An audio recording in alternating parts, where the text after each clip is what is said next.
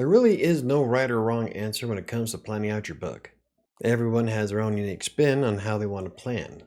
In fact, some don't even plan and they just start writing off the cuff of their sleeve. Well, I'm Mike with WriterSanctuary, and today I'm going to show you how I outline my books and stories. Now, first, it starts with an idea. In reality, you just need a basic idea to get you started. Then you can flesh it out as you go. And there's all kinds of different ways you can get ideas, such as using plot generators or writing prompts. I like to use historical references or mysteries of the unknown, and sometimes my imagination just goes wild with me anyway. So like when I wrote Kingmaker, I already knew the ending to it. In fact, I was finished writing the last chapter before I was even finished with the first. I started with two main characters and then it just progressed from there. So for example, when I decide I'm going to start writing a story, I will put the basic idea in brackets at the very end. It's never more than a few sentences of what I would like to tell, and it breaks down kind of the basics of what I want the book to cover. And I'll often keep that idea at the very end of my outline. That way I always have something there that I can read to help me keep on track. So why do I use brackets? Well, for me, it's just a way to keep my ideas separate. You can pretty much use anything. I just use brackets because I never use brackets for anything else. That way I know if it's in a bracket, it needs to be added to the book. Now, often I'll go outside and walk around the backyard and come up with ideas for my books, and then I'll come in and I'll immediately start adding even more of these ideas into brackets in a chronological order. Sometimes I think of things out of order, and in fact, I even write my book out of order. Now, I do wind up having to go back and change a few things because the story changes and characters do different things. But when I write the book out of order, I'm never faced with writer's block. I'm always working on some part of the book, regardless of how it goes. And then I wind up making edits later on, but at least I know where the story's at.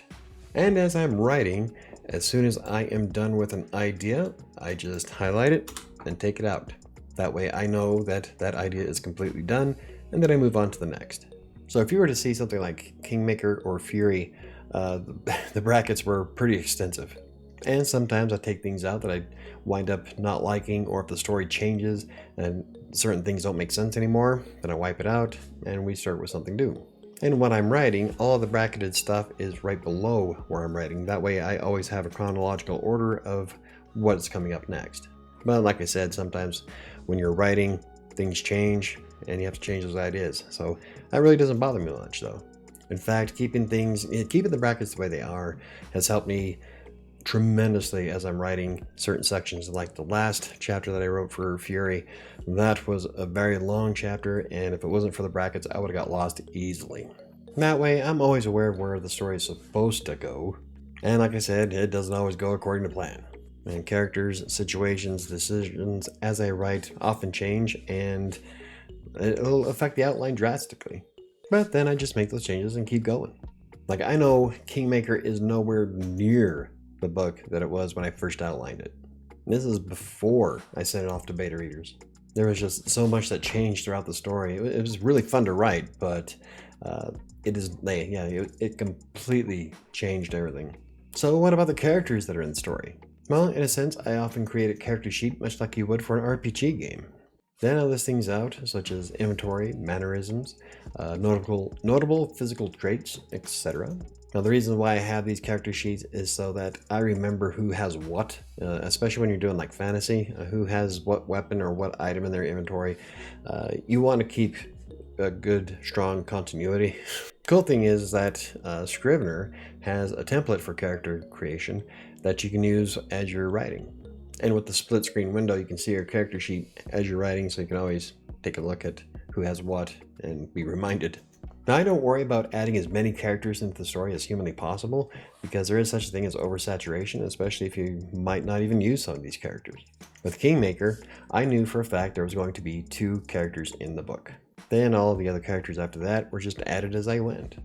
At one point, I thought about how much more impactful the story would be if I had a love interest. And as soon as I did that, I knew there was going to be a second book.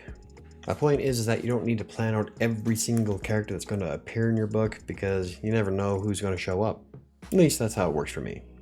And now I've got a lot of characters. In fact, I know a couple of beta readers who a side character is their favorite. So, each their own. That's the beauty about coming up with unique characters that people remember. So what about outlining world building? Now, the more details you have about your world in which you're writing, the better. Now, this doesn't mean that you have to break down every single rock, signpost, or tree, but having a basic idea of the world that you're writing in will be extremely helpful.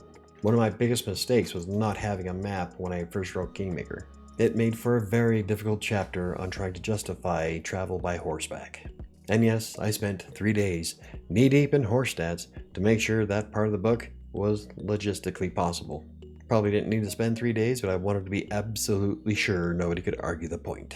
And one of the things I plan on doing for my Buy Me a Coffee supporters is creating a map of where my series takes place in a poster-sized map. I think it'd be kind of fun.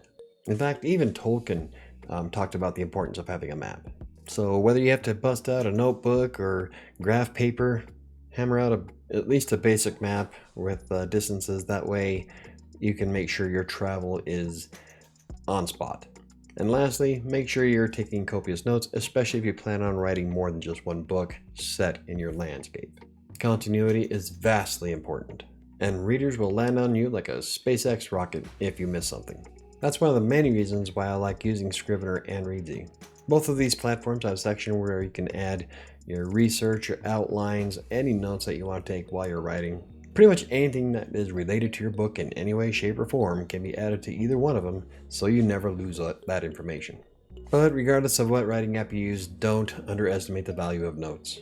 In fact, when reading through the manuscript as I'm writing it, I'll often highlight areas and make notes either in Readsy or in Scrivener of things I might want to change before I hand it off to the beta readers. Like right now, Fury has 17 and I'm only up to chapter 5 so far. But I'll go through and fix all those sections and then hand it off. But having notes of all kinds is great. Get yourself a notebook or use one of the apps and just highlight stuff. And there's all kinds of different ways you can do it. It's incredibly helpful. At the end of the day, I am merely the narrator.